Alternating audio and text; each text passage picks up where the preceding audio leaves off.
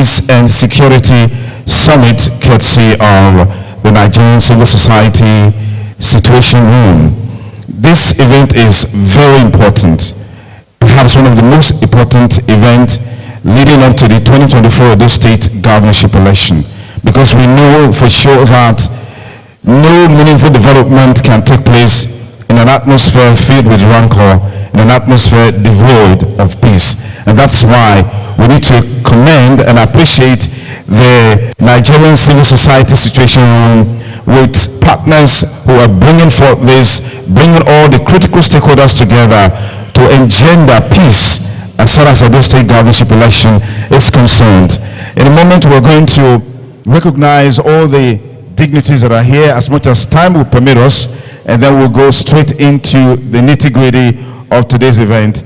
I'm Sonny Duke Okosun. I have the singular honor and privilege to work with a very beautiful, delectable, swagalicious lady, talking about Joyce Chuks. Good to have you here. Thank you so much. Very high praise. My name is Joyce Chuks, Super FM Benin. Very happy to be here this morning. Without wasting time, I'll crave your indulgence to please rise to your feet as we take the national anthem, which will be quickly followed by the Edo anthem, and then of course the opening prayers, and the event will run as fast as possible. Can we all be standing? Can we all be standing as we take the national anthem?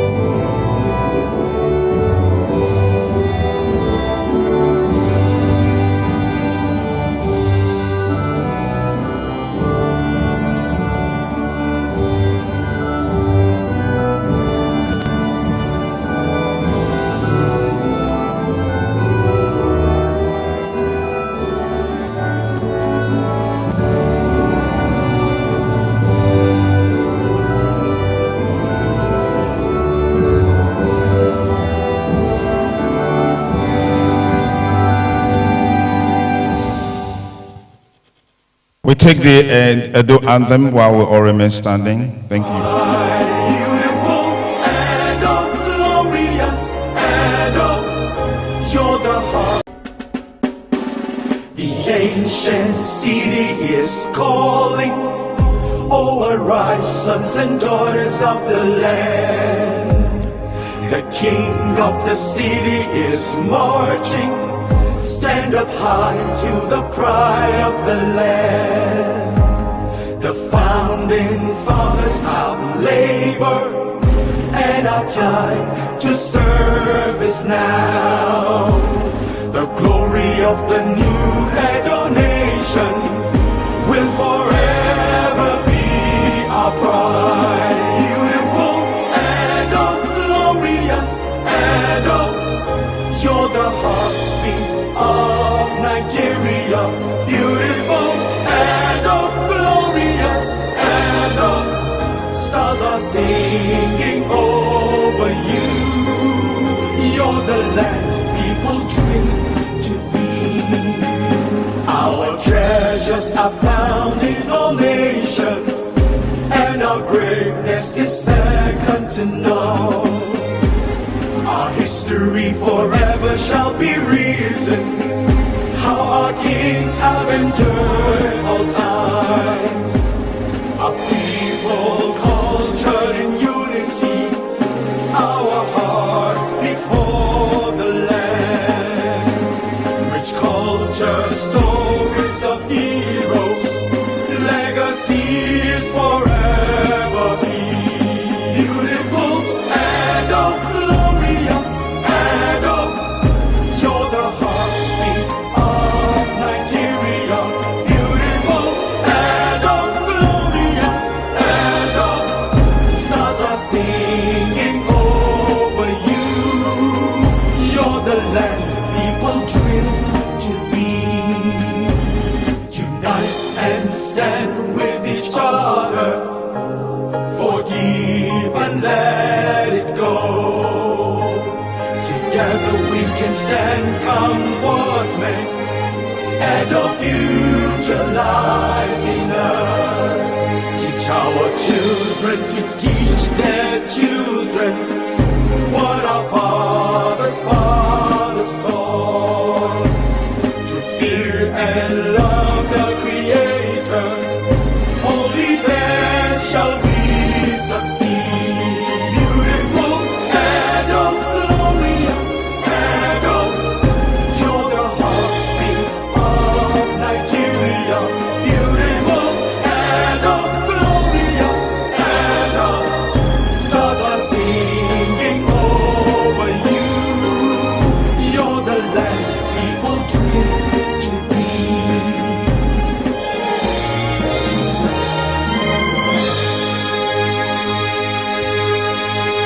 Thank you very much. Put your hands together as you take your seats. And once again, we warmly welcome each and every one of you to this all-important occasion of the Election, Peace and Security Summit, courtesy Nigerian Civil Society Situation Room. I want to thank everyone from the political class, from the religious class, from the traditional institution, from the security sector, from the business sector. I want to welcome each and every one of you. Joyce? Thank you. We have some very distinguished guests in our presence this morning, and we are going to recognize their presence and, of course, thank them for making it. So I'll start off with Dr. Adamu M.A., who is representing the NDLEA. Please give him a round of applause, please. Thank you so much. Really appreciate you. We have M.A. Bassi representing the DSS. Please clap for them as well as we call their names. We also have Ben Akune from the FRSC. That's not all. We have DCC Etinagbedia Alfred, who is the HOD, OPS, NSCDC Edo Command. A round of applause, please, as we are recognizing these are distinguished guests. DSF Audu Abdullahi Aifa, who is the State Comptroller, Federal Fire Service. A round of applause for him as well. He's on that distinguished table. I also have here with us MC Monye, who is the Comptroller, National Immigration Service. A round of applause for him as well. We're also lucky enough to have the person of Reverend Phil Aroje, who is representing the Pentecostal Fellowship of Nigeria. Please, round of applause for him. Thank you so much, sir, for being here today. Please go ahead. Thank you very much. We'd like to acknowledge the presence of the Chairman, National Peace Committee, ably represented by Reverend Father Atta Bakindo, Executive Director, the Kuka Center, Head of Secretariat of the National Peace Committee. Please give him a round of applause. Give him a round of applause. We also like to acknowledge the presence of the Honorable Commissioner of Police, Edo State Command, ably represented by ACP James Chu. Please put your hands together for him. We celebrate your presence. We welcome you. We'd like to acknowledge the presence of distinguished Senator Adams Aliyu Shomole, ably represented by a former Chief Whip of the House of Representatives, our very own Right Honorable Samson Osage. Please put your hands together for him. We'd like to also acknowledge the presence of the Director of DSS, who is represented here. We'd like to acknowledge the presence of the State Commissioner, ICPC, Edo State, Mrs. Premo Akwaye. Thank you for your presence as well. Please put your hands together for all of these distinguished personalities we have in our midst. I'd like to also recognize a frontline civil society activist in Nigeria, the Executive Director, African Network for Environment and Economic Justice, the very Reverend David Ogolo. Please put your hands together for him. We'd like to appreciate the Edo State Chairman, Police Community Relations Committee, Reverend Dr. Isaac O. Isego Sime. Please put your hands together for him. We'd like to also quickly acknowledge the presence of the APC Chairman, Edo State, Honorable Jared Tenebe. Put your hands together for him. We'd like to recognize the presence of our former Deputy Speaker, Edo State House of Assembly, Right Honorable Paul Ohobamo. Put your hands together for him. We also want to quickly acknowledge the presence of Prince Irumze Afe, who is representing the Otaru of Auchi, is the Bagodo of Auchi. Please put your hands together for him. We thank you for your presence. Permit me to acknowledge the presence of High Chief Christopher, PhD, the Enahe of Irua Kingdom. He is representing His Royal Highness Alhaji W.O. Momodu II, JP, CON, the Ogirua of Irua Kingdom, the Okaijesan of Isaland. Please put your hands together for him as well. We thank you. Please, you just have to appreciate the fact that this recognition and introduction is not concluded yet. It's an ongoing exercise. As we make progress in the course of this event, we'll acknowledge as many other people as possible. But at this juncture, we'll be going straight to take the opening remarks. We'll be taking the opening remarks, and I'll be calling on the person that will be doing the opening remarks in just a short while. We'll have more. All right, so for our opening remarks this morning, we're calling on the person of YZ Yao, who is the convener, Nigeria Civil Society Situation Room, who is now represented by Dr. Jude Obasomi, the SS rep on the steering committee of the Situation Room. If he's here, please, okay, welcome us. I think there's a slight adjustment there. Okay. A slight adjustment there. We need to quickly correct that. Do we have Professor Yu Igbado, the chairperson, Edo State Peace and Mediation Working Committee in the House, or the representative? Please put your hands together as the representative comes forward. Keep clapping until she gets here. Keep clapping, please.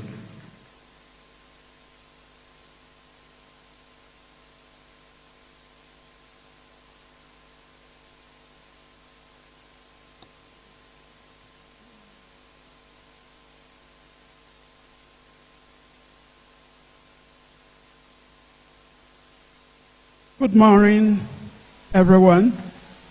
Sonny Duke murdered my name. My name is Professor Mrs. Ujiro Igbudu. I'm the chairperson of the Edo State Peace Mediation Working Committee, SPMWC,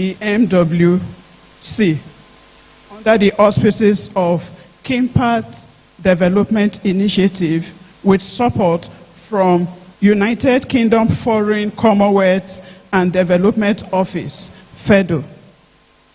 Distinguished guests, our highly respected royal fathers, our religious leader, representatives of security agencies, political leaders, community elders,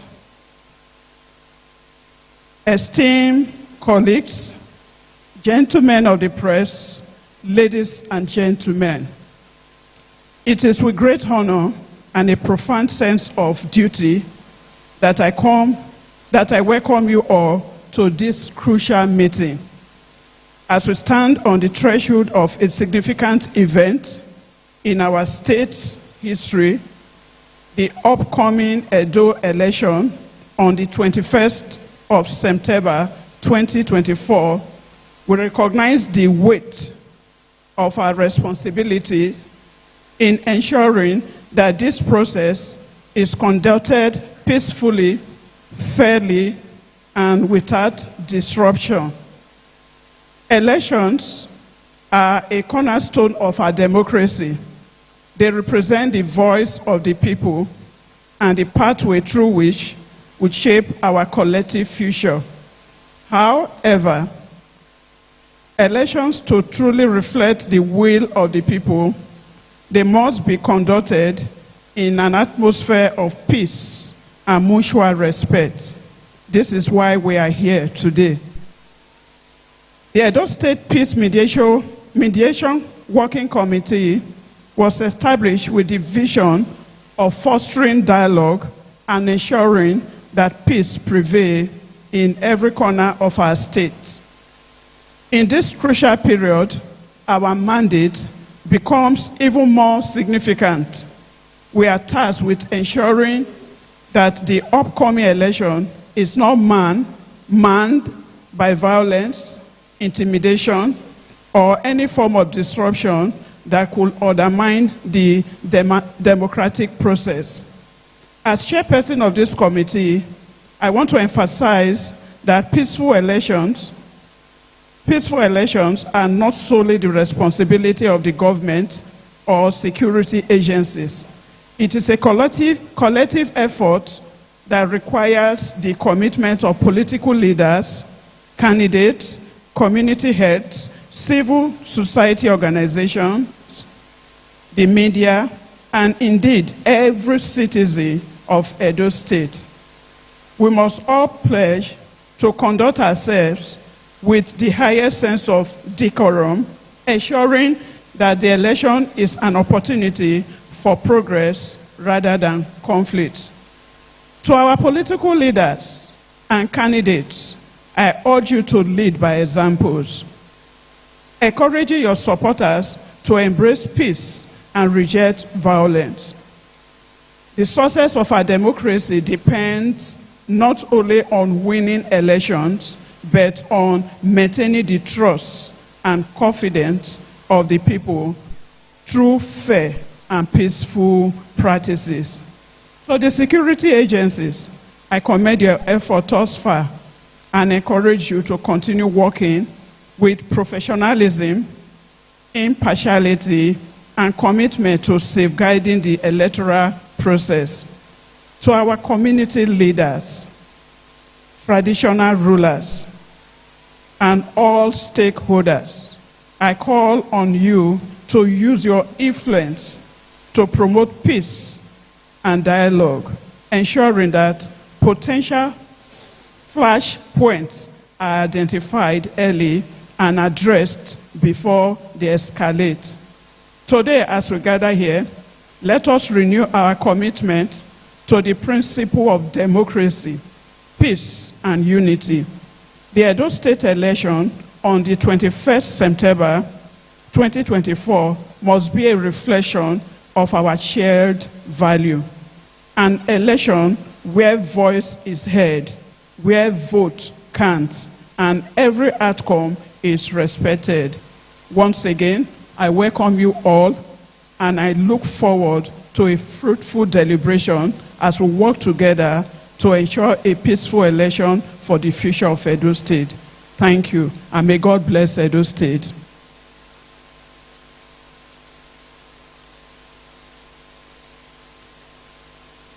Let's put our hands together for her.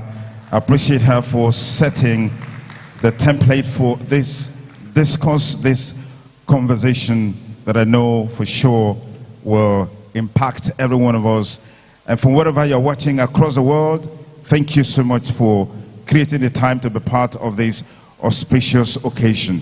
We just need to put some things, put some records straight for the benefit of everyone here and even the viewing in public. Yeah. This event is proudly put together by Kimpact Development Initiative in collaboration with the Nigerian Police, Edo State Command, the Nigerian Civil Society Situation Room, with the support from Foreign and Commonwealth Development. Please put your hands together for all of these partners that have come together to put this together. We also just want to leverage on that and appreciate and recognize the Executive Director, Kimpact Development Initiative, KDI, the one and only Mr. Bukola Ido. Let's put our hands together for him. Put our hands together for him. Even as he steps forward now to give the welcome address. Keep clapping until he gets here. Keep clapping. Thank you. Your Excellencies,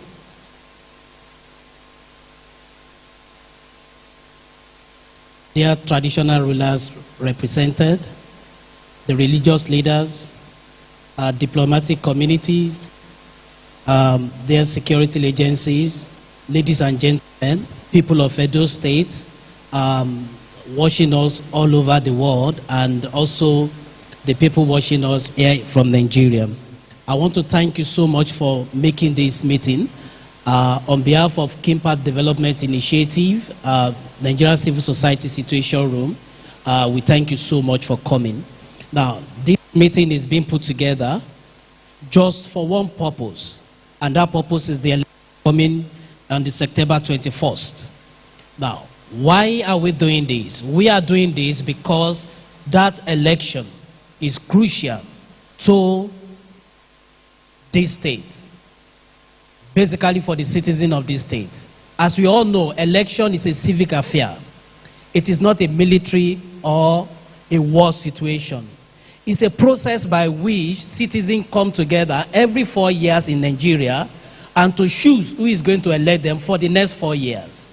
And as that is, the reason is that people need to go out, cast their votes, and cast that peacefully. If you check your files, you will see some of the incidents that have been recorded in the state. And that is the need for us to have this conversation, to come together and make a commitment how we're going to have a peaceful election come September 21st.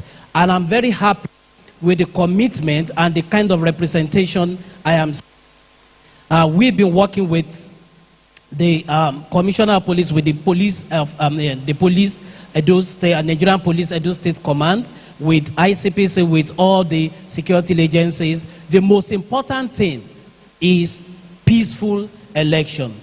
Like we used to say, most times when election comes, when election goes, that is a process that will come and that will go. But the most important thing is that the state will remain the same.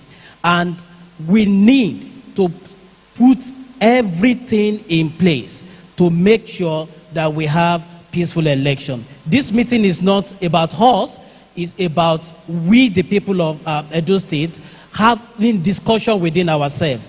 I listened to the lyrics of Edo Anthem, and there is a place in that particular lyric that says we have to let go, we have to forgive.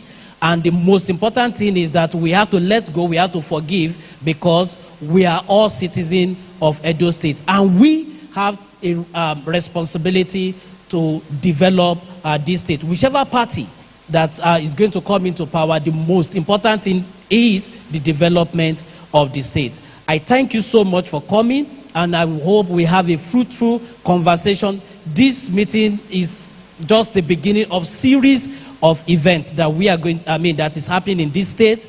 I'm very sure by tomorrow another meeting is taking place, and then everything culminating into a peace accord that will be signed on the 12th. I am also happy that we have here in our midst the National Peace Committee, and they represented by the Executive Director of Kuka Center, Father Atabakindo, who is representing General Absalam Abubakar and the entire Peace Committee here. And I'm happy they are already in town. And as we all know, and many of us will have gotten the invitation, the peace accord will be taking place on the 12th. But this is the beginning. Let's keep having this conversation. Is everyone, and I'm very sure as we move into the agenda, we all have opportunity to talk and to make our contributions. Thank you so much. And before I leave, I also want to thank the Foreign Commonwealth Development Office. Thank you so much for supporting this. I'm happy that we have represented here Mr. Wale Adebajo, Senior Political Officer, British High Commission, is also here. Thank you so much for making it down all the way from Lagos to be here. And I'm saying this, that the commitment we are today, like we are live and all the world is looking at us, is good to be an example to other off-circle states. And then we hope, by the special grace of God, come 21st, election will come, we will have election peacefully. There won't be any incident, and then the whole state will be happy for it. Thank you so much for listening. Can we give the Executive Director of KDI a round of applause? Thank you very much. Permit me to quickly make some few introductions.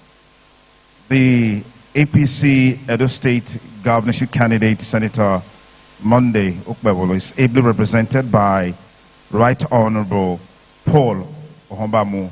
That means he's here in dual capacity. Let's give him a round of applause one more time. Thank you. I also want to quickly acknowledge the Archbishop of the Benin City Metropolitan See, Most Reverend Dr. Augustine Obiora Akubeze, ably represented by Reverend Father Benedict Onwegbuni. Please put your hands together for him. Thank you for your presence. We'd like to acknowledge the Director of Ecumenism and Interfaith CAN Edo State Chapter, Sir Humphrey Best Iriabe. Put your hands together for him. KSM JP, thank you for your presence, sir. We'd like to recognize the Chairman, Christian Kuntat of Nigeria, Edo State Chapter, Reverend Osaho Igbinudu is in our midst. Please put your hands together for him. Thank you very much. Thank you very much. So we'll move straight to the next item, and Joyce will take this away. Thank you and good morning. If you have just joined us from anywhere you're watching this morning, a few items have already been ticked off the agenda for today. We've had the national anthem. We've had our opening remarks by our able professor. Thank you so much, ma'am. We also had our summit objectives by Bukola Idowu, who's the ED of KDI. And at this moment, we're going to have our welcome address taken by the Commissioner of Police, who is ably represented by ACP James Chu. Please give me a round of applause as he comes up to the podium. Thank you so much for joining us today. We are beyond glad to have you. Please keep clapping as he comes. Please keep the applause rolling. Keep the applause rolling. Thank you so much. I truly appreciate it. Good morning, sir. Very happy to have you. I must beg to stand on the existing protocol. My name is ACP James, Assistant Commissioner of Police Operations, Edo State Police Command. I am standing for the Commissioner of Police Edo State, who is unavoidably absent. We're all aware of this crucial period where we have a lot of exigencies preparatory to the forthcoming elections.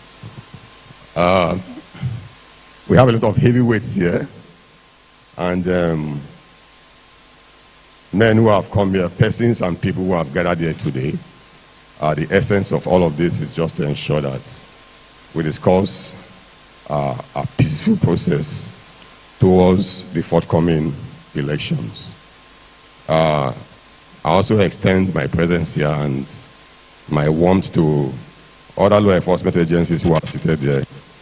And the police as a lead agency, we are ensuring that the process, no matter how crucial and critical it's going to look like, we fall on very beautiful lines and we show a peaceful conclusion of whatever is going to come by 21st of this month. We are happy to ensure that security is going to be in place. That is not what I'm going to speak on extensively here. But with the preparations in place towards the 21st of this month, we are sure that we are going to manage the atmosphere. We are going to ensure that the basics are in place. We also ensure that observers, persons, bodies, organizations who are going to come into Edo State for the exercise of 21st will have a better information and better news to convey to the outside world. Once more, I must appreciate this gathering for finding time in a very tight schedule to gather here today to talk and extensively discuss on these very critical issues before us. Once again, Thank you very much on behalf of the Commissioner of Police. I appreciate and I welcome all of you. And we are going to assure once more that the elections that is coming, all stakeholders will be carried along. It's going to be a level playing ground for all to exercise their legitimacy, and it's going to end well. Thank you very much.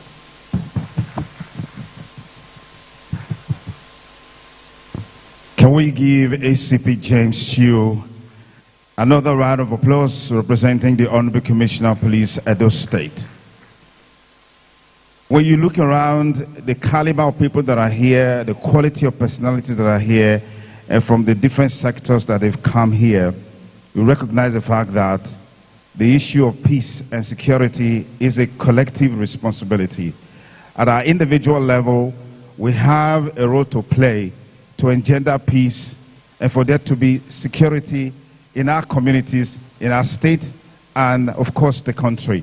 Against that background, I'd like you to please put your hands together for yourselves for making it here this morning. Put your hands together for yourselves. Let me also quickly recognize the planning committee at the state level for this event, led by the chairperson, Professor Mrs. Igbudu. Put your hands together for her. Put your hands together for her. We also have His Royal Highness Idahosa Agbedigi, the Enogie of Utese. Put your hands together for him. Reverend Ogako Simeon Alhaji Abdulaziz Nusahai Igbinidu, Edo State Council of Islamic Affairs. Put your hands together for him as well. We'd like to recognize the Secretary of the State Committee, talking about Comrade Solomon Ijogbe. Put your hands together for him. And the State Lead, Kimpact, the one and only Peter Agwebo. Can we put our hands together for him as well? At this juncture, Your Excellencies, distinguished ladies and gentlemen, will take the goodwill message for this occasion. Join me, make welcome upstage Senior Political Officer, British High Commission, the one and only Adewale Adebajo. Keep clapping until he gets here. Keep clapping until he gets here.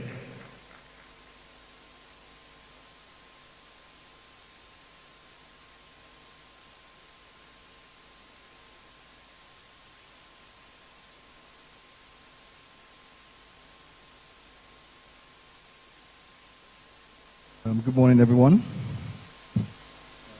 I will also stand on the existing protocol. My name is Wale Adebajo. I'm the Senior Political Advisor at the British Deputy High Commission based in Lagos. First of all, we'd like to acknowledge the organizer for actually inviting us to this event and giving us an opportunity to actually speak today. I'm encouraged by the broad range of stakeholders in the room. I've seen the police, I've seen members of political parties here, civil society, royal fathers, very, very key people for when it comes to election process in Nigeria and specific to Edo states. So fundamentally, elections are about the rights and ability of citizens to choose their leaders without fear of intimidation or abuse or any form of undue influence. And this is not possible without a peaceful and conducive environment. So the emphasis here is about having an actually peaceful election. Everyone should be given the opportunity to vote. That's everyone's right. And I think it's the job of all those who are actually involved in the electoral process to ensure that every single citizen in Edo State are actually given that right to actually vote without any intimidation. And I think that's why this summit is very, very important and very, very timely. The UK is glad to support this initiative led by our Nigerian partners, and also to inform you that we will be observing this election as international observers. So we hope that this conversation in the course of the day will lead to very useful commitment by partners and everyone here, and to lead to a peaceful election day. Once again, very, very important. I really want to emphasize on how important to have a free, fair, and credible election. Many thanks again for this invitation, and wish you all the best in the program. Thank you.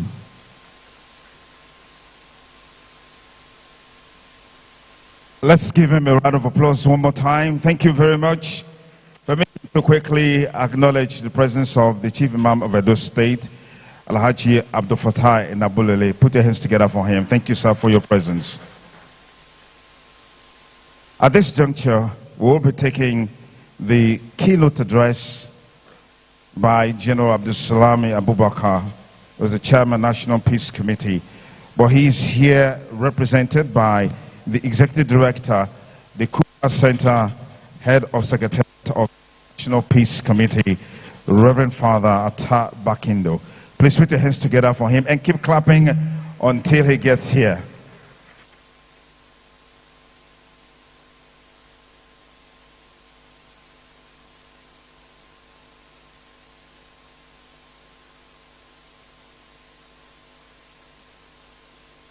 Good morning, everyone. Some of you may wonder what a Catholic priest is doing here on elections. Maybe I should be in the church doing my rosary.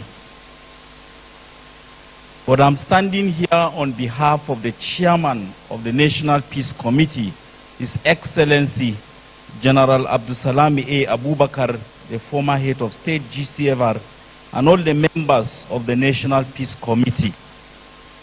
And the protocol has been well established, and I want to go straight to the mind of the general and the members of the committee whom I represent, so that I do not waste your time and we can go straight into the discussions.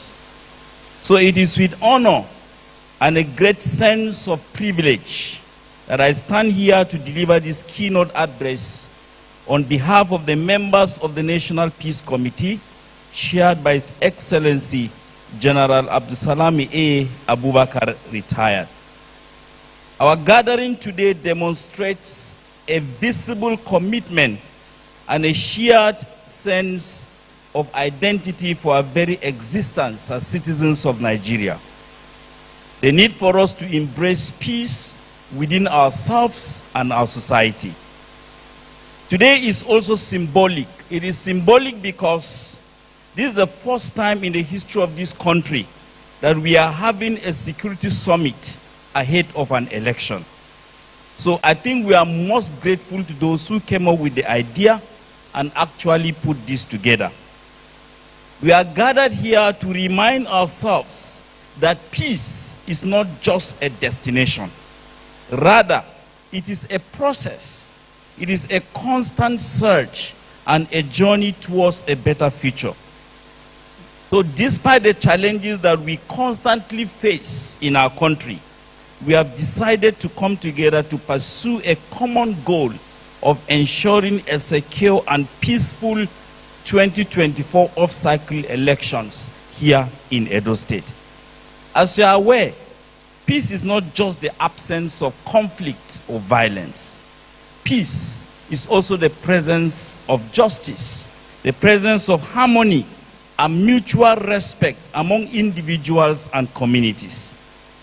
Security ensures that every citizen in this country does not only feel safe, but we are safe. It means that citizens are empowered to express their freely, given rights and are confident that their voices will be heard without fear of intimidation or violence.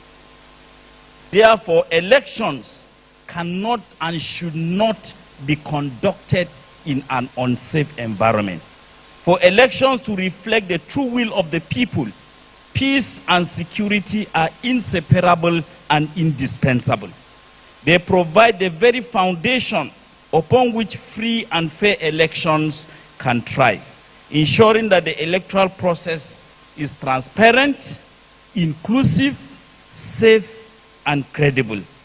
So when our elections are peaceful, they strengthen our democracy. But when they are consumed by violence, they threaten the very fabric of our national unity and the legitimacy of democracy.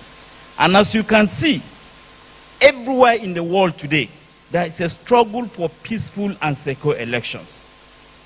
This is because vulture capitalism, transnational migration, identity politics, and the political economy of conflict seem to escalate violent disruptions that tarnish the democratic process. For example, look at the United States. Despite its long history, hundreds of years of democracy, in 2020, the presidential election saw an unprecedented attack on the Capitol building, where about 5 people were killed. And this is America, where everywhere in the world we want to copy.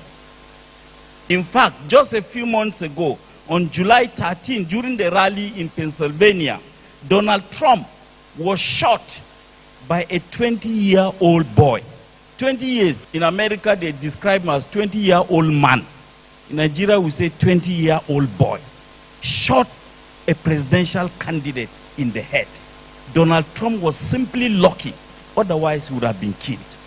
In Kenya, the 2022 elections in Kenya were hailed as a success, but it was against the backdrop of the 2007 general election, where an estimated 1,500 people were killed and 300,000 were displaced.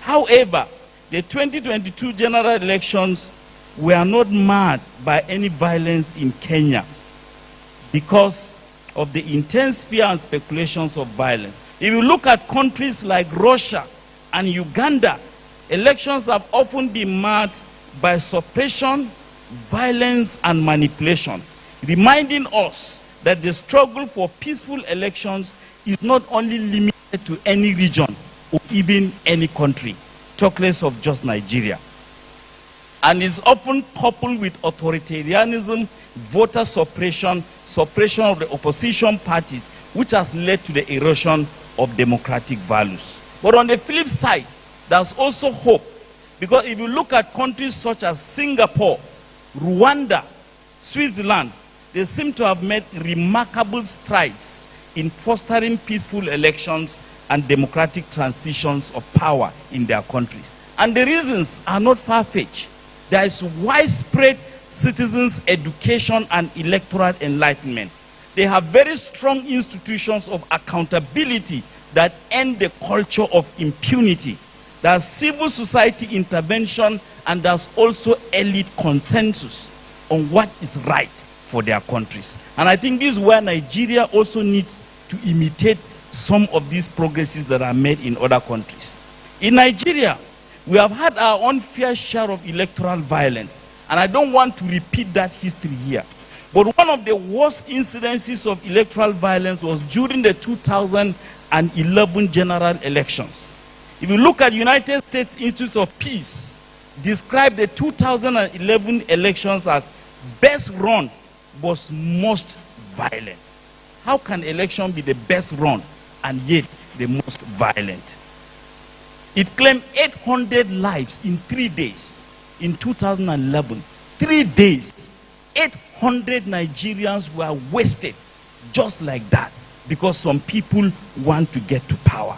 So the violence witnessed during elections have often undermined the legitimacy of outcomes and deterred citizen participation, resulting in low voter turnout. Look at the 2023 presidential elections. Barely 29% of voter turnout. In a country that has over 200 million people, only 8 million produced a president. Only 8 out of 200 million people. People didn't want to come out because they are afraid for their lives. And that is why we must end the culture of violence and stop this violence so that people can come and express, freely their own right. So yet we have seen moments of progress, as we have seen in 2015, 2019, 2023 general elections, where violence was not as widespread as it was predicted, by a lot of analysts. In Edo State, over the years, elections in Edo State have also been marred by various forms of insecurity and violence. According to reports from the Nigeria Civil Situation Room, Edo State elections have witnessed political thuggery, ballot box snatching, intimidation of voters, and violent clashes between supporters of different political parties. If you look at the elections in 2020 in Edo State, Yaga Africa's pre-assessment election report showed the incidents of violence were prevalent in 13 out of 18 local governments in Edo State in 2020. That means only 5 local governments were likely to have peaceful elections. 13 out of 18. That is not good. If you look at the pre-election security risk assessment report by Kimpak Development Initiative, there are 46 cases of non-electoral violence that have occurred in Edo here between January and July this year, and 19 incidences of electoral violence within the same period. So as you see, look at the report, as we head towards the elections, there's increase in the level of violence. So the actors in this violence range from local political elites to hired mercenaries who are willing to use force to intimidate opponents and voters. And these acts of violence not only damage the credibility of the electoral process, but it also erodes public trust in democracy and in our leaders.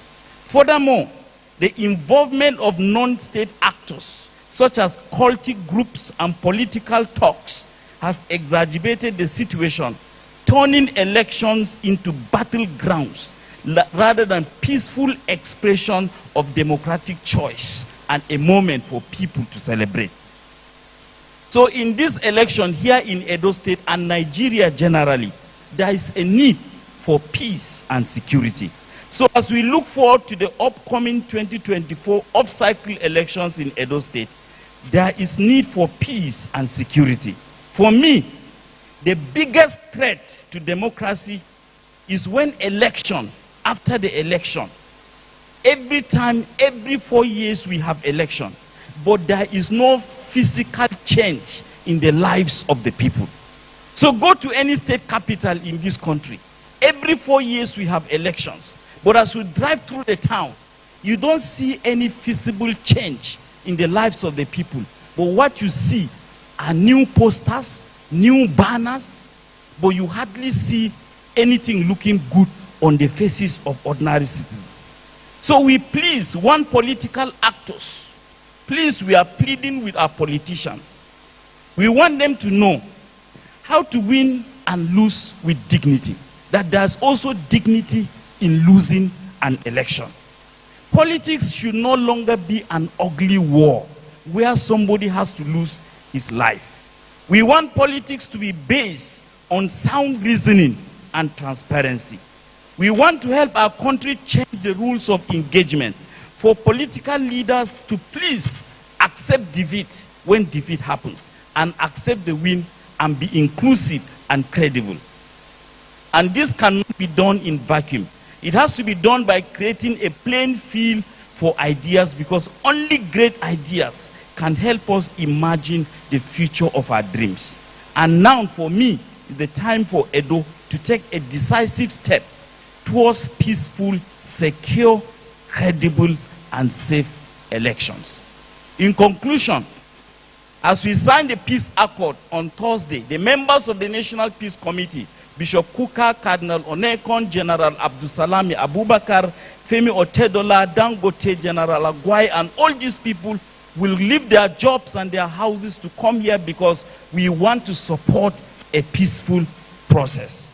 So as we gather to sign this peace accord on Thursday, I urge all actors, from candidates, party supporters, traditional rulers, INEC to the electorate, to make a firm commitment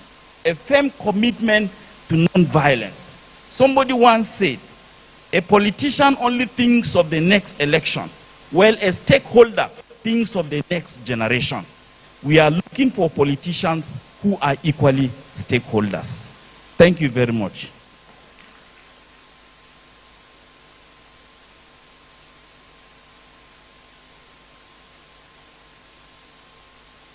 I'm sure we can actually do better than we just did by appreciating Reverend Father Atta Bakindo, representing the National Chairman Peace Committee. Nothing brings home the issue of insecurity, the issue of peace, except when you go with the numbers. And that's exactly what Reverend Father Bakindo has given to us this morning, sharing those thoughts about previous elections, both in Nigeria and in Edo State, backing it up with statistics, has brought home the issue of security. And we all need to work together to ensure we have a very successful, peaceful, credible, fair election in Edo State. And I dare say that the process of achieving that has started today with this Peace and Security Summit. Please put your hands together for that. Let me quickly acknowledge the presence of Honorable Donald Okogbe, who is the member representing Akoko Edo 2 constituency, Edo State House of Assembly. Please put your hands together for him. Your Excellencies, distinguished ladies and gentlemen, we've come to one of the crescendos of this event, which is the panelist discussion, where we'll be hearing perspectives, opinions, and views from some critical stakeholders on how we should conduct ourselves as far as the Edo State governorship election is concerned, to engender peace, to engender security. And to work us through that, let's put our hands together for my colleague, the delectable Joyce Chooks. Keep clapping until she gets here.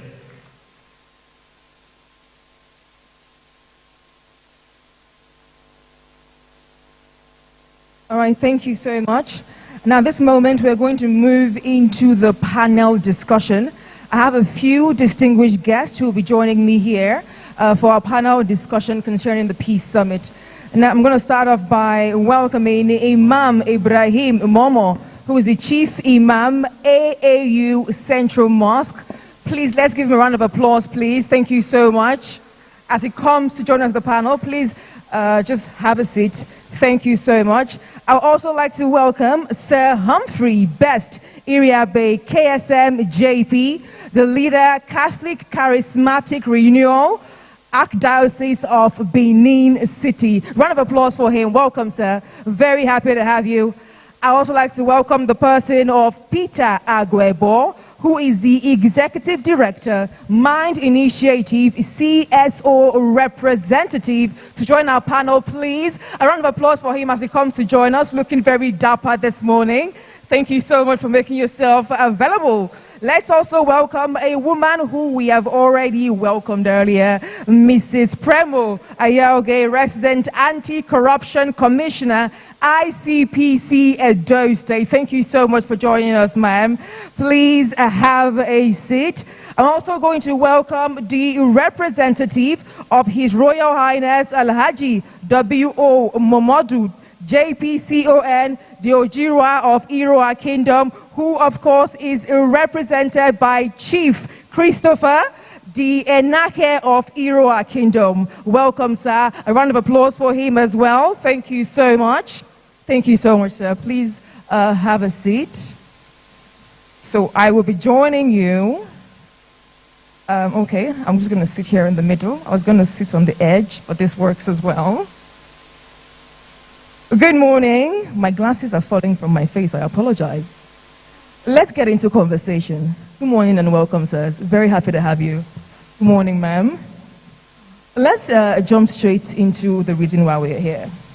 Now, one thing you will hear from anybody involved in an election, they will start off by saying, election is not a fight. Election is not a war. But over time, especially here in Nigeria, it starts to look like elections could be a fight. Whether they're coming from state actors or non-state actors, we have seen several incidences that has made us wonder the nature of elections in Nigeria. Now, I was listening to the statement being delivered just now, and a few things jumped at me. Now, first of all, is the Kimpact report, where it was listed that 46 cases of known electoral violence have already been recorded in Edo State from January up until this moment. And I love the fact that he took us back to the 2011 general elections in Nigeria, where we sadly lost 800 lives in 3 days. And also a very interesting note that he mentioned is bringing up the apparent or alleged assassination attempt at the candidate of the Republican Party, the person of Donald Trump, What that told me is that even in one of the nations that is celebrated as one of the biggest democracies in the world, election violence is not so shocking or so far away from them. So it is very right that we're having this conversation. Now, a lot of people would agree with me that Nigeria is somewhat of a religious society, and so we cannot remove the place of religious organizations. Many of us did social studies when we were younger, and we saw agents of socialization. And one of the major agents was the religious organizations. So I think it is only proper that the first question I will send is to the reps we have here for the religious organizations. Is there a role that your organization can play in securing peace during elections? Anybody can go. Sir, you can go ahead. The microphone, I can have it, please. Thank you very much for inviting us to this all-important event. As Christians, first and foremost, we cannot afford to remain within the confines of the church without showing concern for social reforms. And what is biblically repugnant of any Christian is one that is so complacent and always ready to accept minor adjustments from custodians of state power. So to that extent, the church in the modern world cannot afford to fold his hand akimbo and watch what is going on. First and foremost, as Christians, our leader, the author and finisher of our faith, is the Prince of Peace. And therefore, when you are a Christian, you have to embrace peace. And peace is very, very important. Religion, politics is not a fight, but it has become a fight. What is the reason for it? People want to mount the saddle of political power because of pecuniary reasons, not because they want to have impactful leadership on the people. They are there, from what we have seen over time, to pillage the common patrimony of the people for their own private good as opposed to the common good. I remember George Orwell wrote a dystopian or an apocalyptic essay, which he published in 1949, called 1984.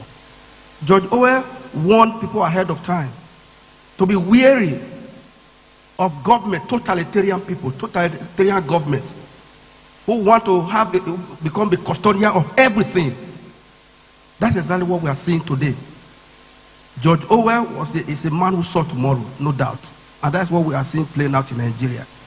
Like you rightly, one of the keynote presenters said, that you traverse the entire country from state to state. You are not going to see anything meaningful that has been done that will affect the lives of the people. They merely scratch the surface.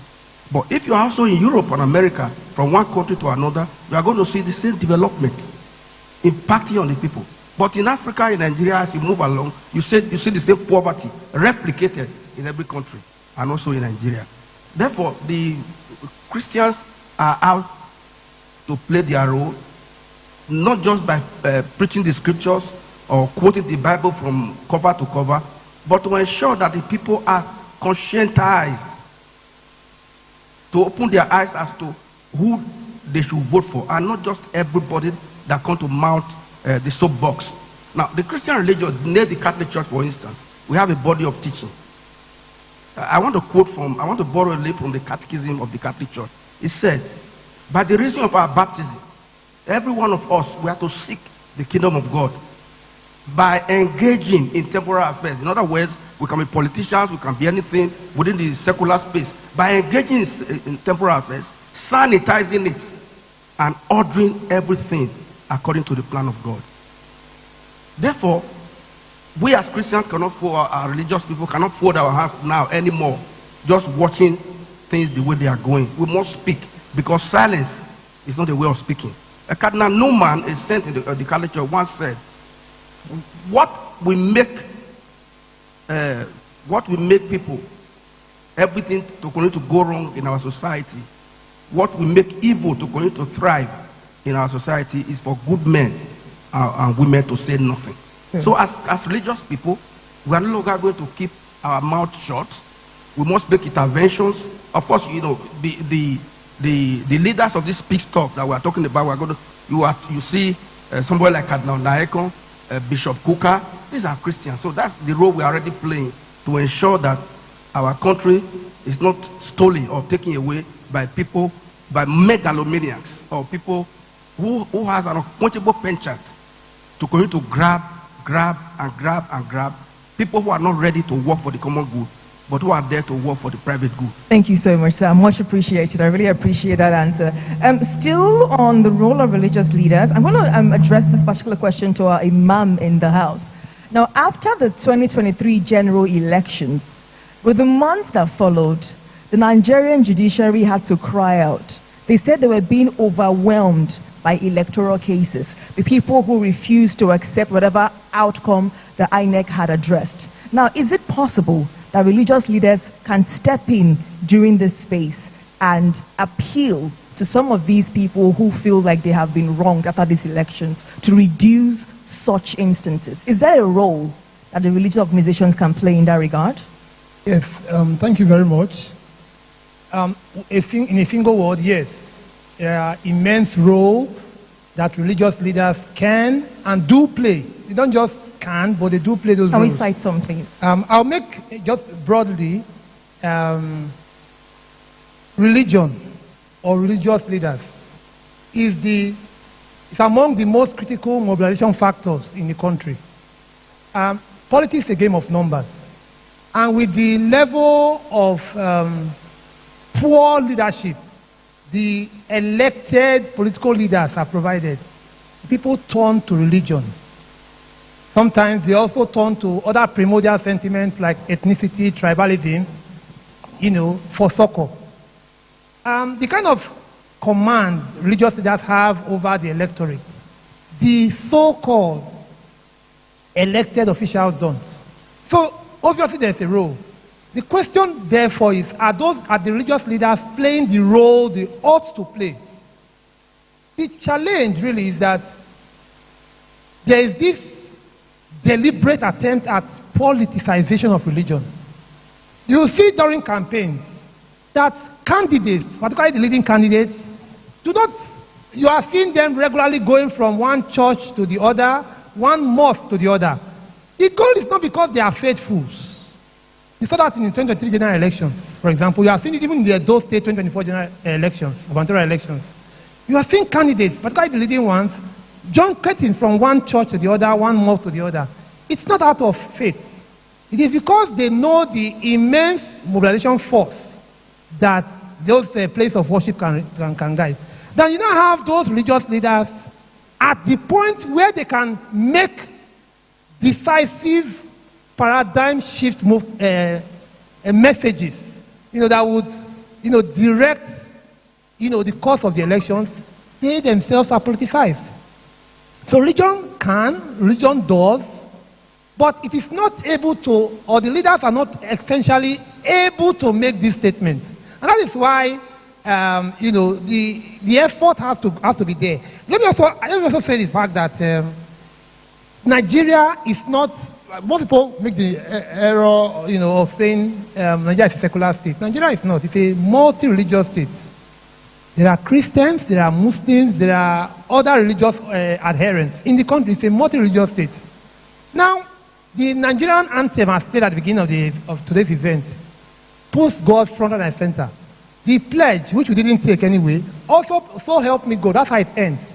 And then when somebody is elected into office in Nigeria, he has to take an oath of office in line with the religious book that he believes in, whether it is the Bible or it's the Quran, mostly. So I'm saying that essentially religion does play a role. It's just that there's this deliberate attempt at politicization of religion, which we are not able to, free ourselves from. And that stands as a problem. Yeah, it does. All right, thank you so much. Much appreciated.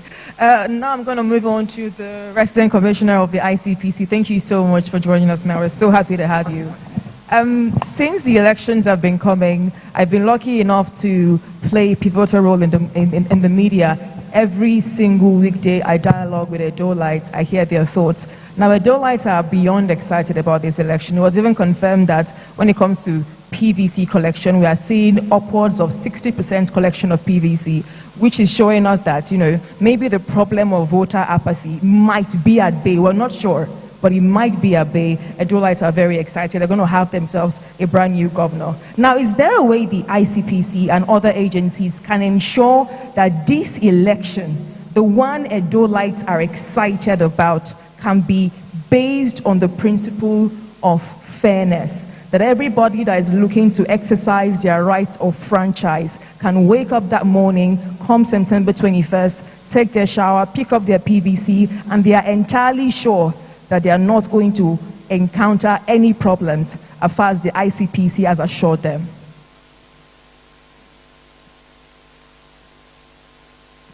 Yeah, thank you very much for this opportunity. I greet every one of us present here. The issue of violence or apathy in any election stems from basically desperation. Desperation on the part of the one to be voted and also on the part of the voters. And this is because electioneering in Nigeria has become a very big and booming business. First and foremost, on the part of the candidates, it's an investment, a very lucrative investment. Starting from nomination forms, you wonder why nomination form to a public office that is meant for service should cost as high as 100 million or close to that. A lot of people go as far as selling their properties, all other investments that had been accrued over the years. They sell them, and of course it's expected that since it's an investment, you must recoup your money. That is where the major desperation comes from. Otherwise, there is no reason why a voter will sell his or her conscience, collect 2,000 naira, like one of our popular musicians sang. If you divide that money into 4 years, you are collecting less than 1,000 naira a year. But because of the hunger in the land, and because they feel, okay, after that opportunity, the politician may not come back till another 4 years. And let's just even grab this one. Yes.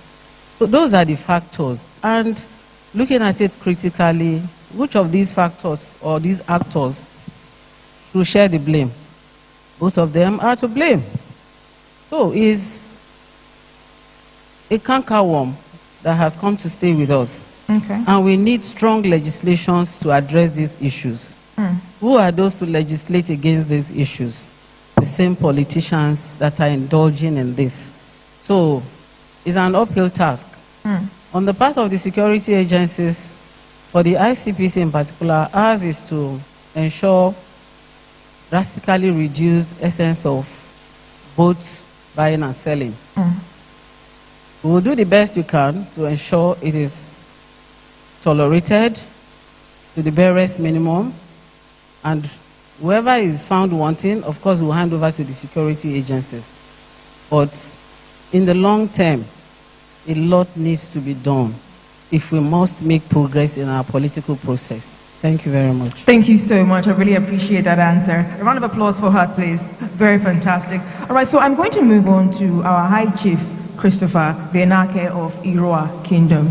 Now, I'm going to make bold to say that Edo State is one of the states in Nigeria where our monarchs are excellently revered.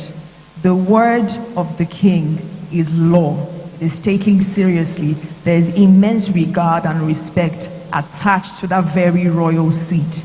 Using the influence that the monarchy has, is it possible to garner support, to build encouragement for Edo-lites to come out and vote, to increase voter education and voter participation? And if yes, have we been able to achieve that in Irua? Thank you very much. Indeed, it's a very nice one. Yes, we are doing our best, because long before now, Irua is a very known kingdom in Edo State, where you have the Ojiro of Ira, with, of course, also the Okajisan of Esaland. And it's not a joke. You see, we have a lot of things we are actually working on concerning this election. For the past 3 months, we have been working on this, especially to ensure peace during the election and after the election. And what we'll be doing is this. All the communities, we have chiefs in all the communities in Iraq Kingdom. Every first Saturday of the month, normally hold our traditional council of meeting, where the Royal Highness will hold meeting with all the chiefs, especially with issue concerning the kingdom. This election is not excluded, and the peace, security of the election has been the major things we have been discussing. And why this is on, all the chiefs, while we are seated in the meeting, is Royal Highness will always tell us this, that election is not a do or die thing. All the contestants are his children. Irrespective of the party you are, you belong to us. And now that good enough, most of the candidates are choosing from Essence, that is Edo Central. And we believe that they are all our children. That we should come out, cast our vote, and be very happy with we have done our civic rights. But of course, we have our challenges, like the issue of violence and security. Now you ask yourself, what are the causes of this violence? Do you just stand up and say you want to cause violence? Of course, no. Something induces violence. And what are they? Number one is greed, political greed, power tussle. What I mean by political greed is if you are in power already, when your tenures come to an end, you are supposed to peacefully hand over to the next person. No, because of that greed, they want to stay put. Try every means humanly possible to make sure they are back again to the same system. That is on that. Now, there is one aspect that is also disturbing, because without peace, you cannot have a conducive environment. Now, during the election, the youth or the electorates, they might be peaceful based on our campaign so far. We have been talking to them. I'm very sure they are going to be peaceful. But the issue is this. If you are peaceful, I mean the electorates, they are peaceful during the elections. Now, you don't forget the role of the security and the role of INEC and staff. If securities are not aligned with that, put in place, something it may not be, there might not be conducive environment that will lead to a problem. Quite right. Then another thing again about the staff, INEC staff, where there is a peaceful election, now you find the INEC staff at the point of collision of results. I hope there's an INEC staff in the audience listening. Yes, at the point of collision of results, and you are able to compromise. Then how can you find peace when you are sure of what you are going to get, and at the end, just at the dying meeting, somebody is trying to do otherwise? It causes a lot of concern. And at that point, you find it difficult to maintain a peace. Meanwhile, there will be peace from the beginning. Then at the end, you are beginning to have an issue. So it is a collective effort. Peace and security is a collective effort. Yeah. For all of us to be involved, from the voters, the authority, INEC, security, all stakeholders to be involved to ensure peace and violent-free election. Thank you very much. Thank you so much. Please, as usual, round of applause. Thank you so much, sir. We really appreciate. Now I'm going to move over to Peter Agwebo. Now, you are a CSO representative, so I think this question will be perfectly suited for you. Now, about 2 weeks ago, I was on the radio, and we were speaking about election violence, about peace, and a few Edolites had something very important to mention. Now, somebody called and mentioned a particular polling unit. I won't call the name, it's very popular. And the person said that There is no election they have in that polling unit where the ballot box is not snatched. And then a few other callers called and said, yes, yes, I know that place. It's always like that. From 2 p.m. they will come and collect the ballot box. Everybody laughed, but it was not very funny. Now we are heading to a new election. What are the peace-building activities that CSOs have been able to do till now? We've gotten so close. It's barely days to the election. We can only assume that work is being done. Can you share some light? Yeah, thank you very much for the question. Once again, Peter O. Agwebo is my name. You know, peace building is a very serious and integral part in our election. Election is not just an event, but it's a process. So, in the process of conducting an election, peace building, creating awareness for non-violent election is actually a very integral part in the electoral process. And over time, civil society groups have put a conscious effort in making sure they actually reduce the incident cases of election-related violence to the barest minimum. You agree with me that in the history of Nigeria election, electoral violence cases in the 90s was high, and because of so many advocacy, so many intervention by civil society and other well-meaning, election management bodies, as well as other stakeholders, this incident has moved from a very high rate to a low rate. I will use this instance. In Edo State, a few months ago, we've actually recorded so many election-related violence that actually led to, the demise of a police officer. That does not say that even in few days in Akoko Edo, we did not record shootings. There was shootings, though no casualty of election-related violence in one of these political parties' campaign. But however, events like this is being put together by civil society organizations to also drive home the point whereby we need to, cut down emphasis or encourage political actors who resort into, violent cases or perpetrating violence in election before, during, and after election. The Kempak Development Initiative in 2023 actually monitor election petition tribunal cases. The number of petitions that came in 2023 was very alarming. The number was high. And I will tell you that it is still because of the approach, the measures that have been taken to promote peace building. Over time, before now, when political party lose, or political party candidates, when they lose election, you see their supporters resorting into violence. But because the message has been, has been cleared before now, part of the peace mediation approach of the Kempak Development Initiative and other other stakeholders per se, you now see this political party now resorting to a proper channel in addressing their, be it a political loss, as they say, or whatever issues, whether pre-election issues or election matters.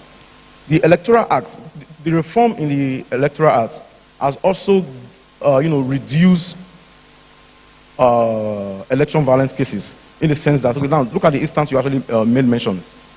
It is obvious that in any polling unit, when there is violence, if the ballot box is being tempered or being snatched, there is no how INEC can actually,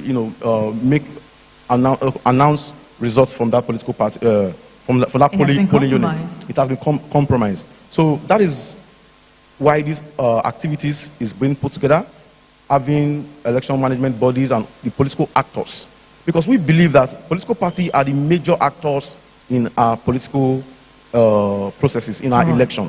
Because if they actually conscientize their supporters, there will be less work for the security agency.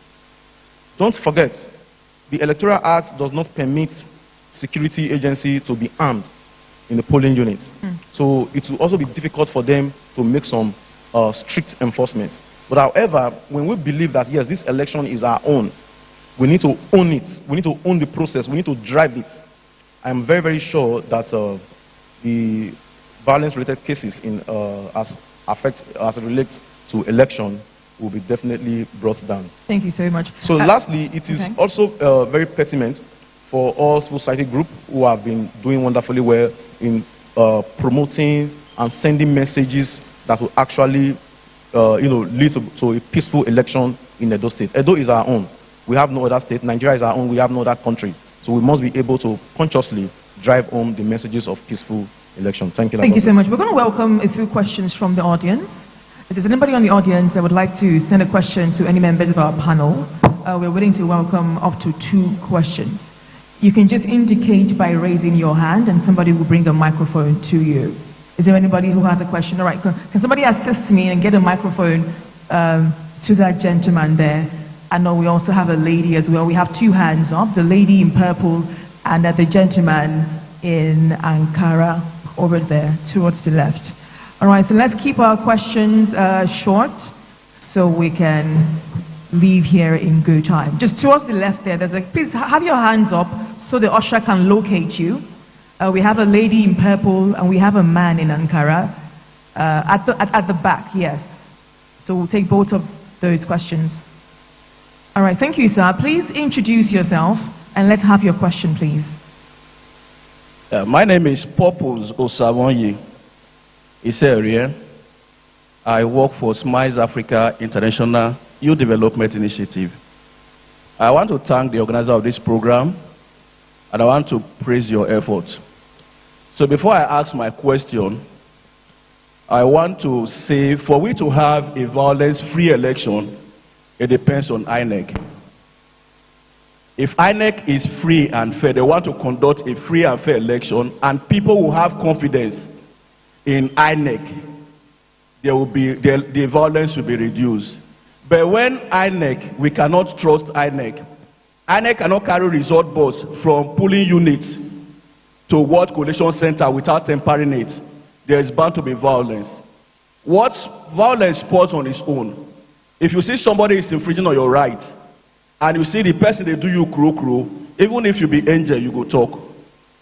Then the question is, thank God we have a religious leader here. Because from what we have been saying, I read from the newspaper that 2 aspirants went to see a PFM. One promised coastal bus and gave them Sienna. The other one promised the other one didn't promise and gave them generator and gave them some money. The person who is supposed to be unbiased, we are condemning the one that gave them Sienna and praising the one that gave them generator. So the question is that what are the religious leaders? Because my friend said there's no difference between the politicians and the religious leader and all the leaders we have in Nigeria because they have one thing in common. Selfishness. Let's not make such a outlandish statement. Okay, sorry, sir. Somebody says, so what are religious leaders, are traditional leaders, and what are they doing to promote peace by being impartial? All right, thank you so much for your question. And we'll take the question from the lady as well. We did have our panelists speak on that earlier, but I'll give them like a minute or two to re-emphasize their earlier thoughts. Good day, ma'am. So happy to have you. Let's have your question and your name. Here. Yes, okay. You're fine. All right. Okay. They said channels cannot turn. I should come front. Just turn around. Okay. Thank you for this opportunity. My name is Doris. What I would like to ask is this. Every 4 years, whether it is general election or this type of election off cycle we have in Edo State, we all talk about electoral violence and the management of this violence. Nigeria have laws and we have security agencies, law enforcement agencies. How long can it take?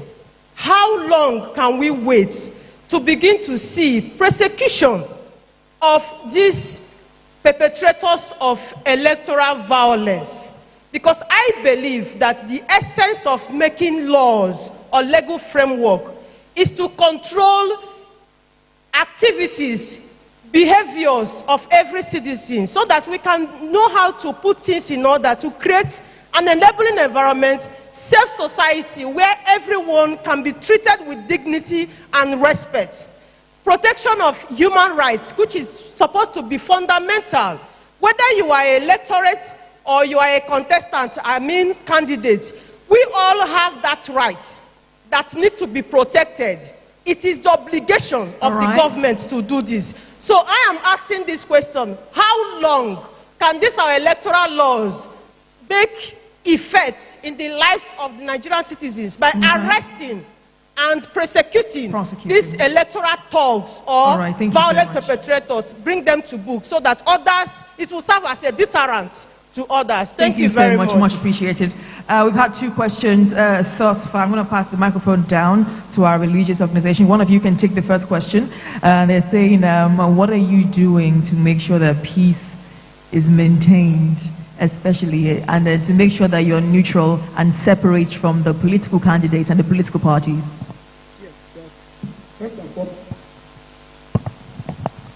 The candidates, all of them belong to us. They are either in the mosque or in the church. They are our brothers, they are our sisters. They are one and the same people. There's no sermon that is preached in all our churches and mosques every Fridays or Sundays when we don't talk about peaceful coexistence. It cut across all every sermon, every Sunday. And so when elections in particular approaching like this, we redouble our effort to ensure that we begin to teach our people to ensure that election is not a do or die matter, and that we should be very civil in whatever we do. The followership, most of them are our followers.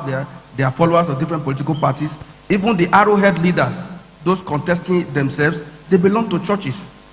We tell them, look, the main purpose of going to mount the soapbox, if you want to lead, want to be a governor, is that you want to better the lot of your people by policies you enunciate, by developmental strides you want to bring about to help the people.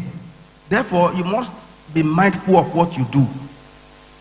Your overall modus vivendi and modus operandi must be animated with gospel values. That's why I said just now, I quoted a statement. I said, by the reason of our baptism, we are baptized, all of us here.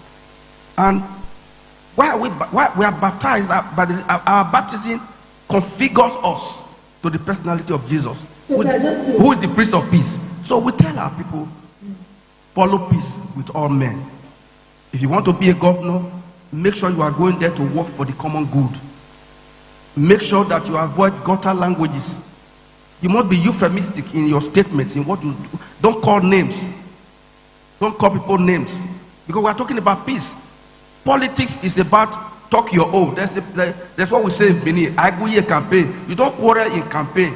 You talk your own, I talk my own. And at the end of the day, we are going to be friends. If two political gladiators are in the same church, we tell them, after election, you come back to become brothers and sisters. So don't allow election to tear you apart. So in our various churches and mosques, we are talking. We are talking to the people. All right, so we are not going to stop talking. But the politicians themselves must ensure that they go into such political space armed with gospel values, armed with the values of the religion which they subscribe to. If they do that, there will be peace everywhere. Thank you so much, sir. Let's take some time for ourselves. Just a moment. Let's take some. Let's move on to you, ma'am. The second question did mention that she believes that there's too much time wasted to prosecute electoral offenders. Do you have any thoughts on that?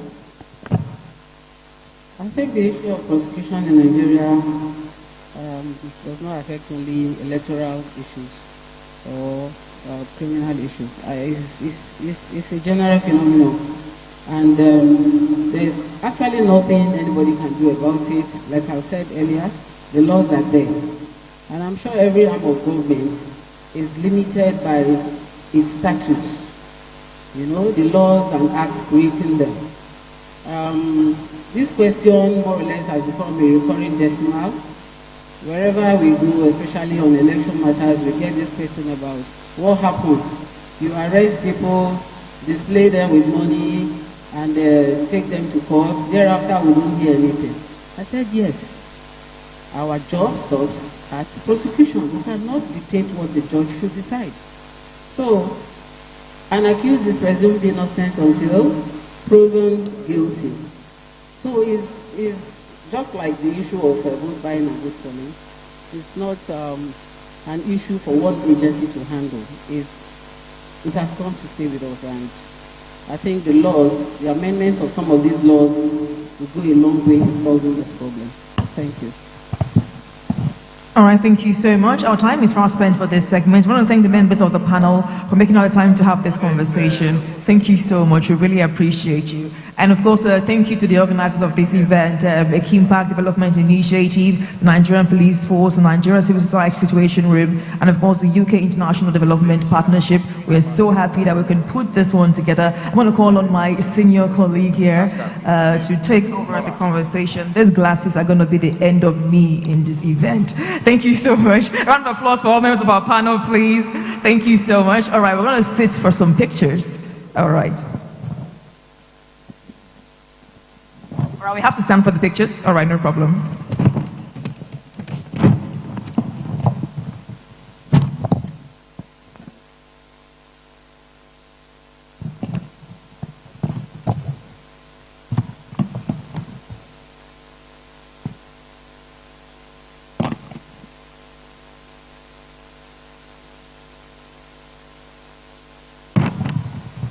Thank you very much. Please give them a round of applause.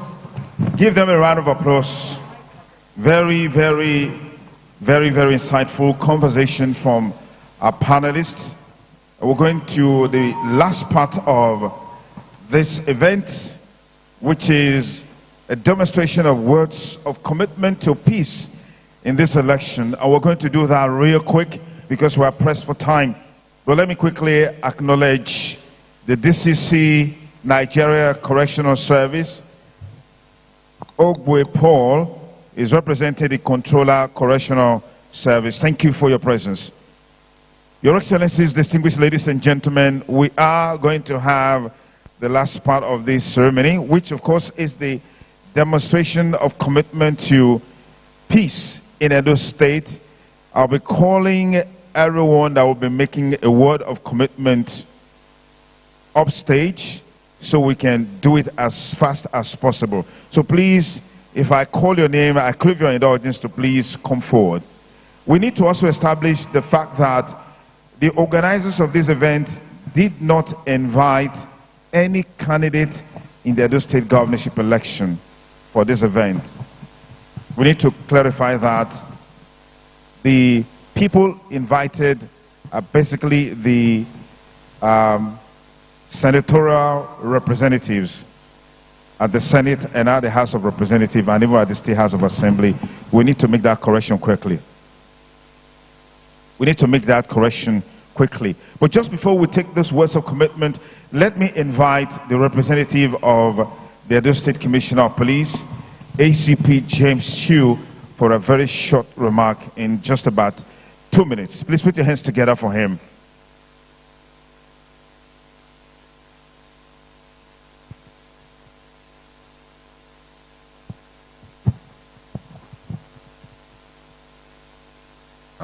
Thank you very much for having me once more. We have all listened to all that we have said here.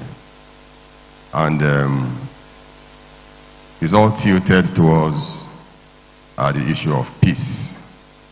And the only panacea to that is for us to appeal to all actors that are going to be involved in the forthcoming elections to eschew all forms of social impropriety.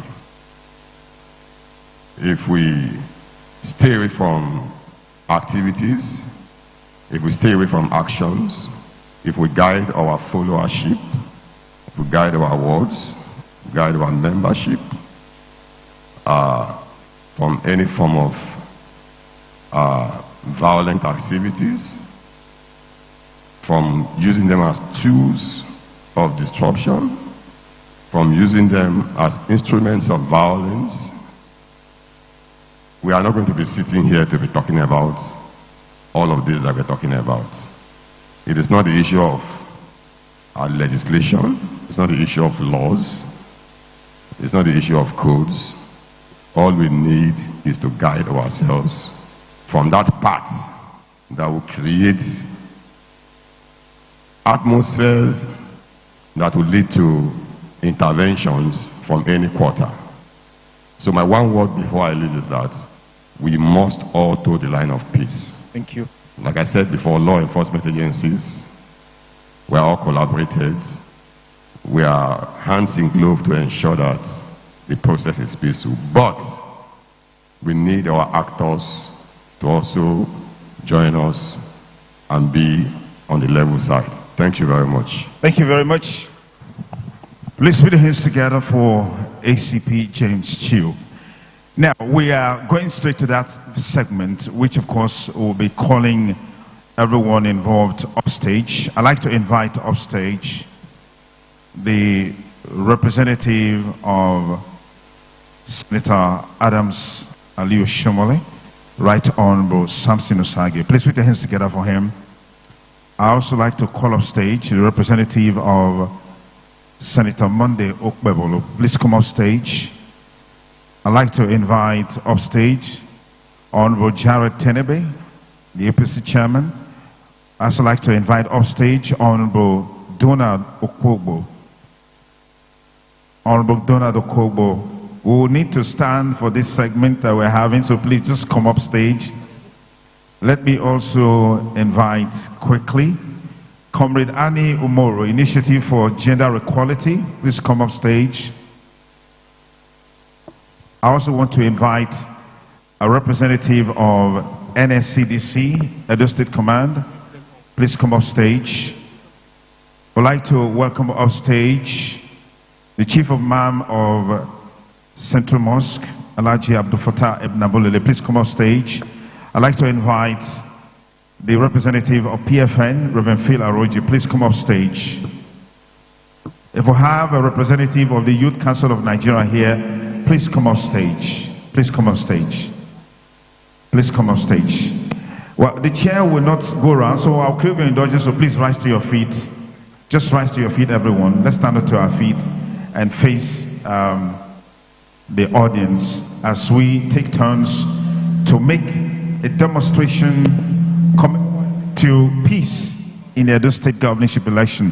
One at a time, we'll just have these words of commitment from each one of you in 1 minute, because we're pressed for time.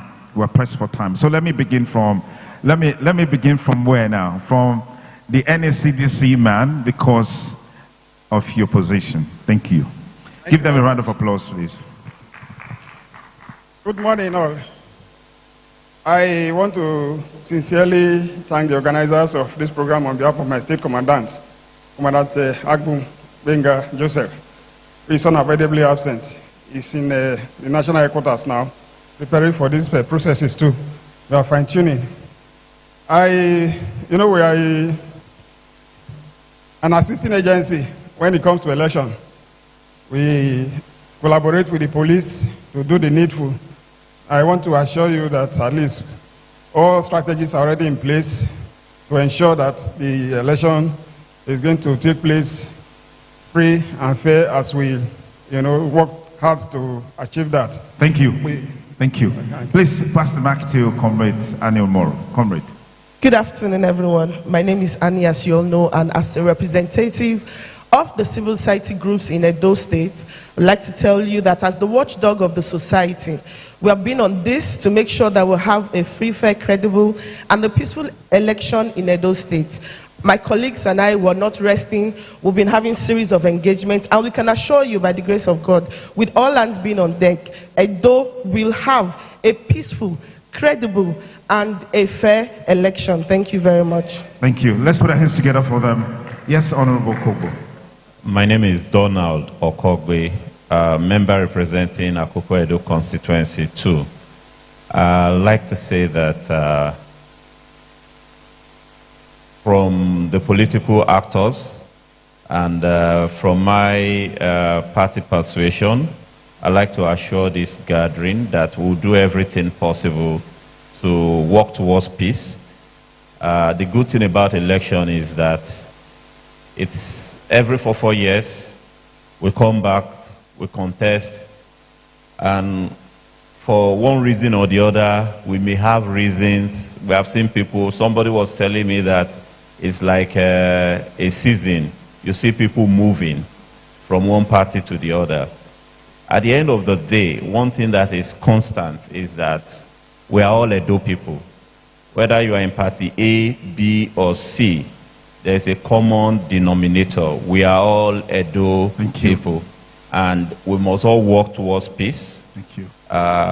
Without peace, there can't be development. Thank you. We are in politics to bring growth. We must work towards peace. Thank you. Thank you. Give him a round of applause. Yeah, I'm Dr. Samson Osagi. I represent Senator Adams Oshomole, former governor of Edo State, and the leader of the All Progressive Congress in Edo State.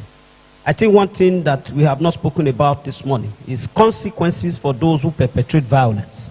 In Edo State, I can see the graph that has been demonstrated here. Violence is rising ahead of the elections. What are the consequences? And I think the security agencies must rise up, and that is the only way. Those who perpetrate violence, as we are beginning to see in Edo State, particularly non-state actors, they must be brought to book. The laws are already there, and we can't complain about dearth of legislations against political violence. Our party is committed to ensuring a free, fair, and credible elections devoid of violence ahead of 2024 general elections. Thank you. Put your hands together for him. Thank you very much. I'm Right Honorable Barrister Paul Ohombamu, representing Senator Monday Okpebholo. Starting with him, he asked me to reassure you that he is very unskilled in licentiousness for evil. You can see that all along he has been the victim. At the airport, his security detail was killed. On 3 occasions, he has been attacked during the campaigns. But I think the real thing we must talk about is the gross and net effect of partisan violence. When my brother spoke, he talked of the legitimacy of the entire process. Beyond that, we must realize that partisan violence is most often a precursor of democratic breakdown. We have seen a lot in history. The white shirt in Italy, brown shirt in Germany, the leftist guerrilla in Uruguay, the left and right paramilitary group in early 1960 Brazil.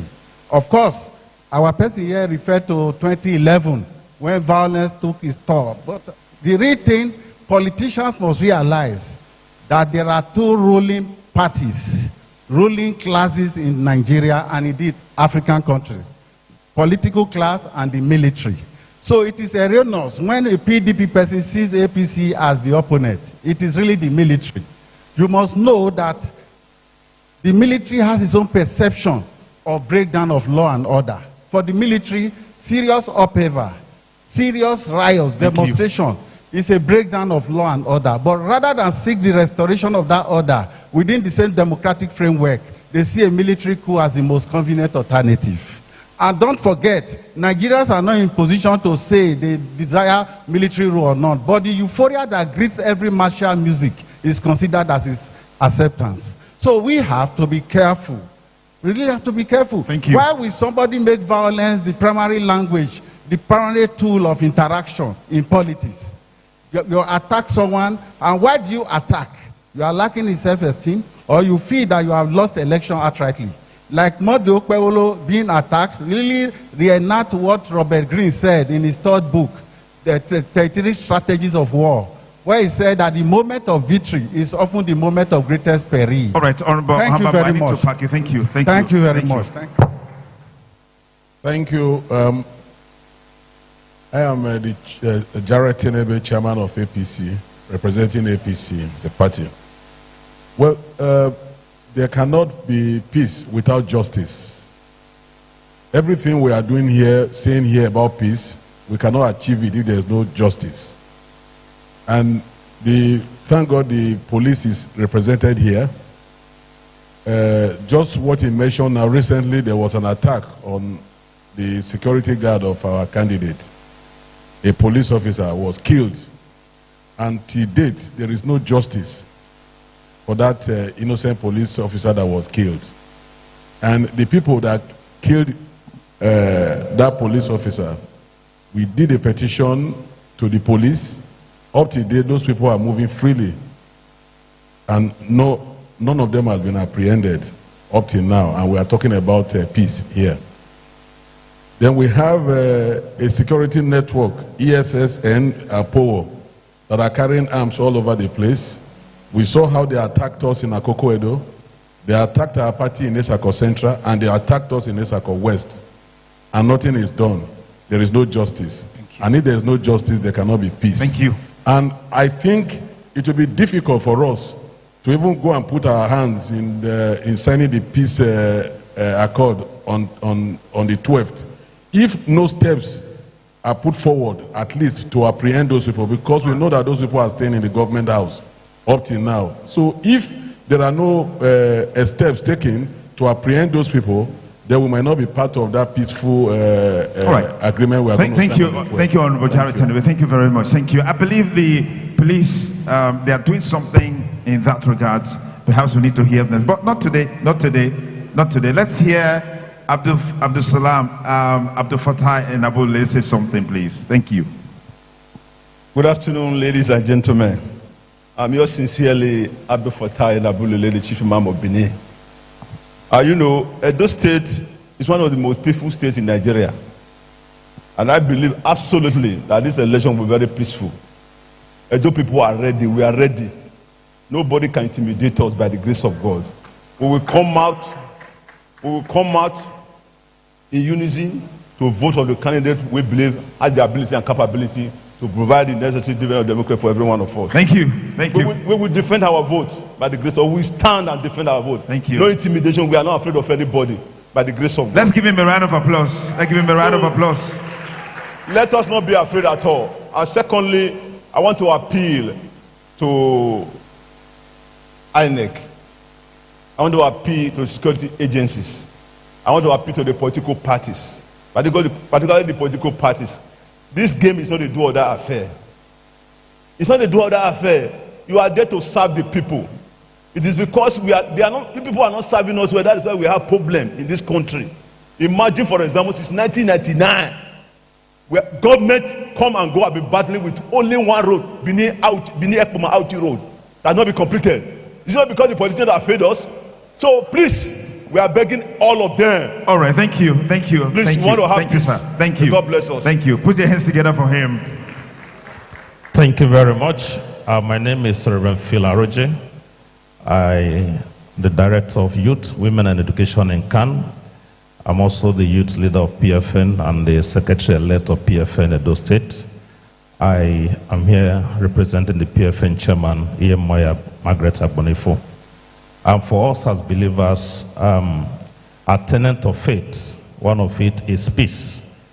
In Psalms 34 verse 14, it says, turn away from evil, seek peace and pursue it.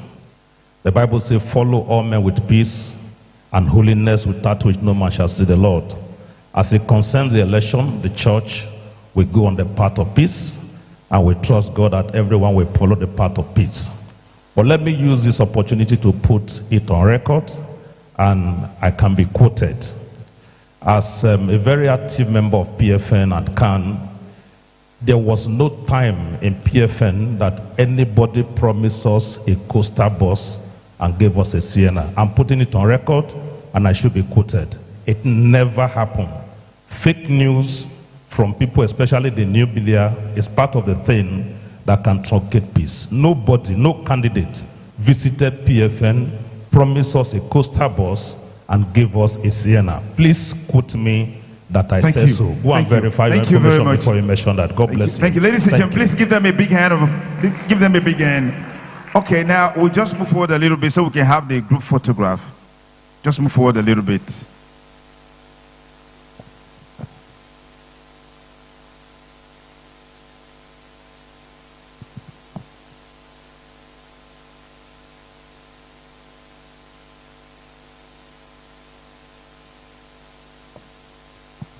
All right, give them a big hand as they go back to their seats, and I'll be calling the Executive Director of African Network for Environment and Economic Justice, Reverend David Ogolo, to give the closing remarks and vote of thanks.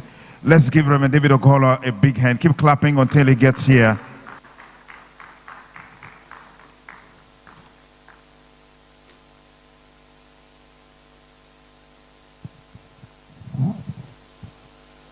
Yeah.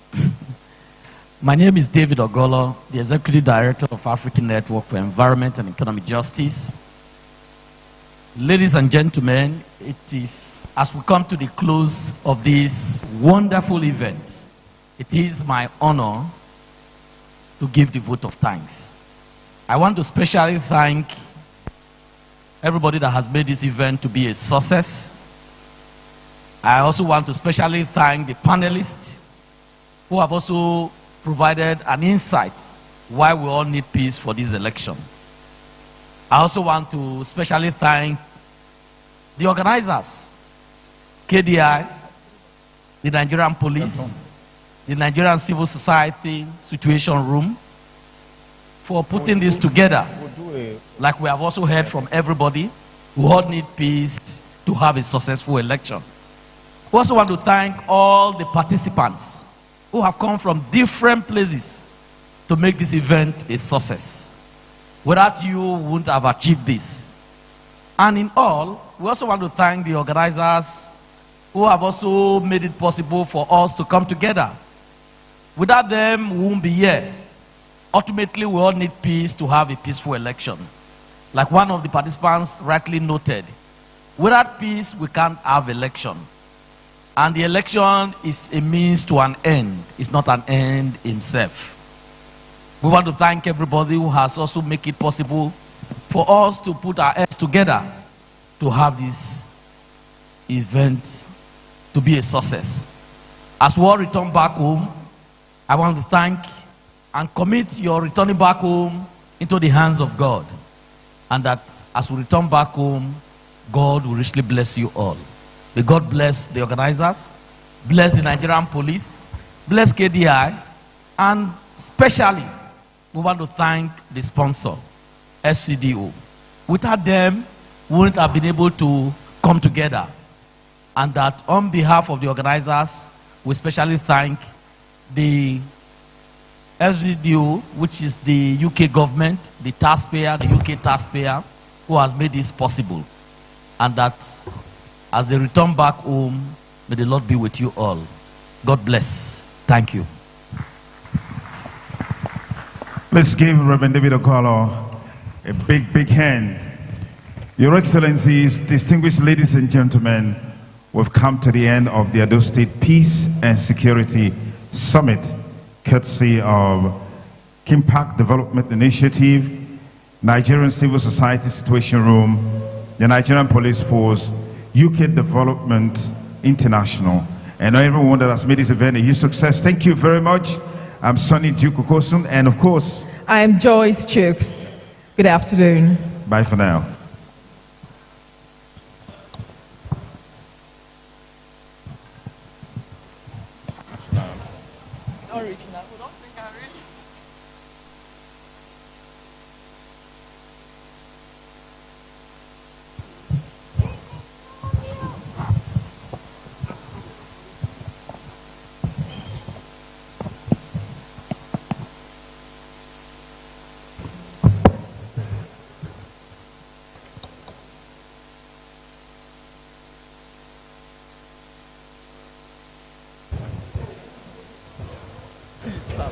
Okay, please, members of the high table, the security chiefs here, the table where we have the chairman of the National Peace Committee, Reverend Father Atta Bakindo, please come up stage for a group photograph. We'd like our chiefs here present, PFN and CAN members, representative, please come up stage for a group photograph. Please come up stage.